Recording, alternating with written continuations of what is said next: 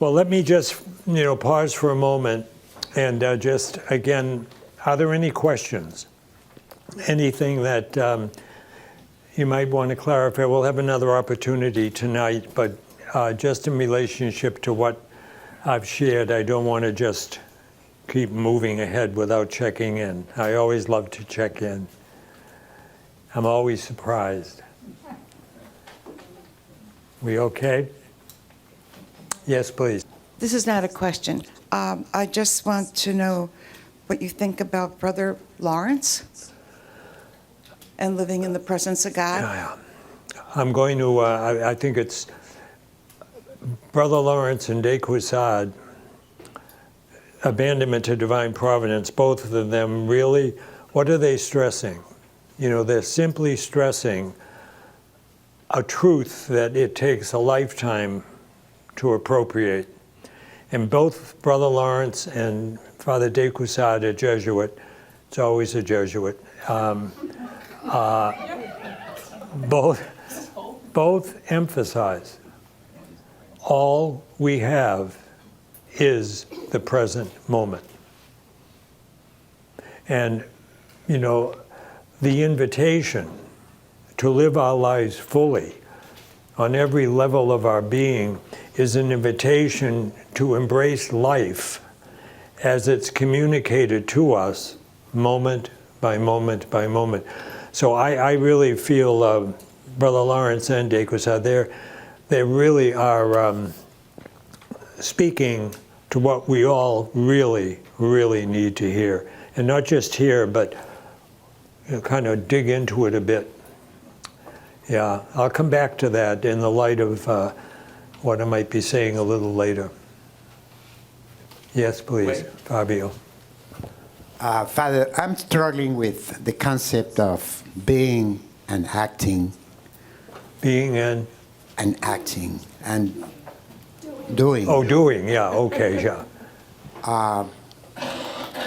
We have to do. Absolutely. So how do you balance? Well, that really is a challenge, and that's when I was mentioning earlier, speaking to some of the middle-aged men in Dallas with their wives and their kids that are more than likely at a college age, and so their expenses and everything are just revving up. And then for someone like myself to come in and begin to challenge the overemphasis that we're placing on doing. That because, for example, I'll say so many, we get burned out. Well, burnout arises from an exhausted ego. Because again, our overextension, no matter what might be the motivation, I want the best for my children, which is usually, mom and dads, that's what they want. And all we're saying is there has to be a balance, and the balance, at least for myself, has come, as I've moved along, and as I've become more open to becoming aware, physiologically, psychologically, spiritually, we are one. Body, mind, spirit. And there has to be a balance, in relationship to those elements that create us or help us to be who we are. And I think within our culture, and again, this is old chestnut, within our culture, the emphasis is so much on the doing and accomplishing and getting it done that we're caught up in that. And, the burnout, the exhaustion, the physiological problems, issues that, come up. So it's, I know we have to do, and I'm all for it. But I would say at some point, I would hope we could challenge ourselves in a good sense, in a creative way, not in a guilt-ridden sense. Why are we doing what we're doing? What really is the motivation? And when the motivation springs more from, the deeper level of the heart or the true self or heart perception, I think that's what begins to help us integrate and bring a better sense of balance in our lives. So there's no question, we have to do. And I'm no way, negativizing that. I am simply saying, how's it going for you? How are you feeling? Body, mind, spirit. Do you feel integrated? Do you feel at one, or do you feel fragmented? And that experience of fragmentation is usually a clear sign, physiologically or psychologically. Stop, look, begin to listen. Yeah. COVID became the gift that allowed me to stop my ordinary life and enter more fully into a prayer life. And I told my friends that I spent the focus on doing a lot of well-care, taking care of me, and again, offering it to God by spending more time in prayer. So I was a happy camper during COVID, and I didn't allow all of that fear and worry and anxiety enter in. Sure. And what it did is it solidified my relationship with God and Jesus. I trust in you, and letting go, practice letting go, letting go. Yeah. Thank you. Thank you, Bausha. Yes.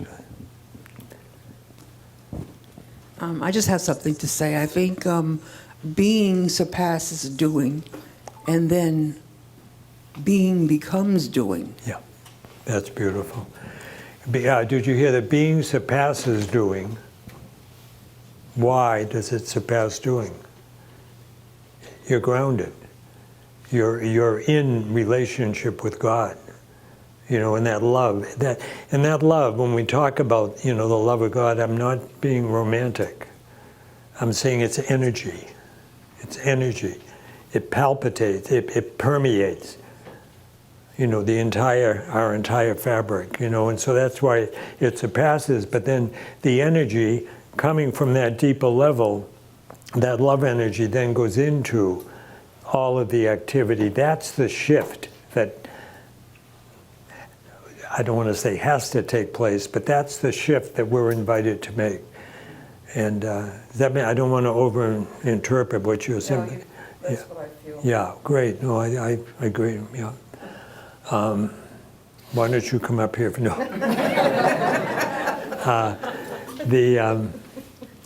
The other thing, Fabio, I think the other thing that can help, with it, because it does, particularly, for, I'd say, middle-aged parents, this really can put them into tremendous conflict when you make a statement like that and sort of, what am I doing wrong? We're not doing anything wrong. But it's a question of, again, balance. And what I have found helpful is, again, well, it could be both Meister Eckhart. I'm kind of getting more into Eckhart, but Blessed Julian. Now, again, Blessed Julian, one of our great mystics within our Christian Catholic tradition, Julian had an experience. She didn't get a PhD in dogmatic theology. She had an experience of God. And that experience of God is described as the Blessed Trinity, Father, Son, and Holy Spirit, disclosing itself experientially to Julian. And commentators suggest that that experience took about 45 minutes. And it took her 20 years to reflect upon the depth of that experience. And then when she began in her showings to describe her experience, and this is where I talk about principle and foundation, I look to Ignatius, I look to Julian, I look to Eckhart. Julian would say, coming out of her experience, that there is never, ever a moment in our lives when we are separated from God. Now, when you begin to hear that and appropriate that on the deepest level, it becomes foundational. In other words, you're rooted and grounded in God 24/7. And Julian would go on to say that we've come forth from God. And that's, the great act of creation, conception. We've come forth from God. And at every moment of our lives, we are returning to God. That's the journey. Now, there's a lot in between, in terms of family and profession and all of the activity that we call life experience. But undergirding that is non-duality. We are never, ever separated from God. We are upheld in existence, moment by moment by moment.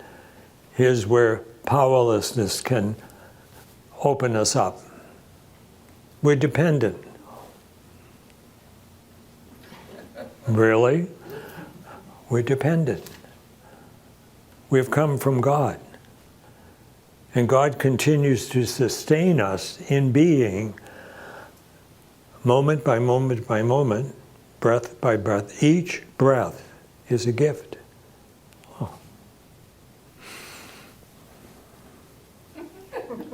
And all I'm saying is really, that's a faith perspective. That's a way of looking at life, at reality, at the journey through the prism of faith.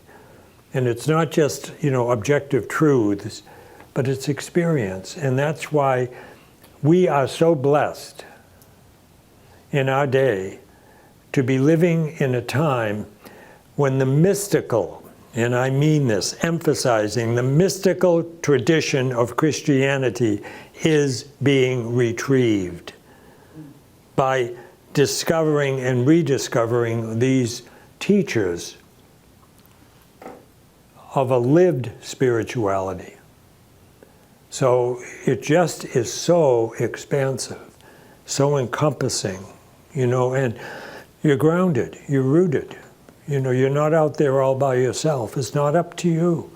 You got to do what you got to do. You got to take responsibility. You got to grow up.